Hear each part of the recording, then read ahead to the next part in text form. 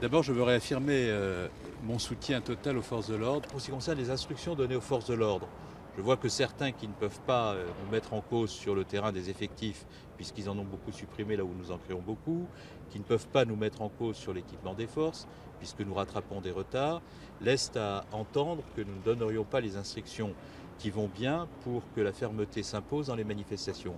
C'est un mensonge.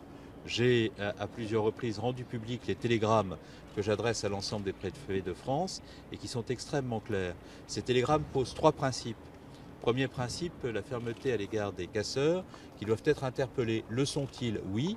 Il y a eu 1300 interpellations depuis le début du mouvement social. Il y a eu plus de 800 gardes à vue. Il y a eu 51 condamnations dans le cadre de comparution immédiate et d'autres sont à venir puisqu'il y a des audiences qui sont programmées. Et sur la seule journée d'hier, il y a eu plus de 50 interpellations, notamment des interpellations préventives de casseurs qui avaient des armes par destination, qui avaient de l'acide, qui avaient des projectiles pour s'en prendre aux forces de l'ordre. Deuxième instruction, c'est l'usage proportionné de la force parce que la police doit être exemplaire et lorsqu'il y a des manquements, bien entendu, nous sommes les premiers à réagir.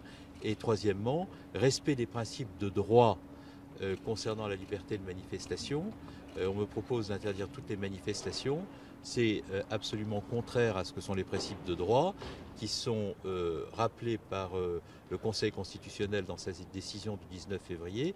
Et vous avez vu que même lorsque nous essayons de prendre des mesures préventives pour empêcher les casseurs de se joindre à des manifestations, le juge administratif a une jurisprudence extrêmement rigoureuse et qui rend difficile les actes préventifs.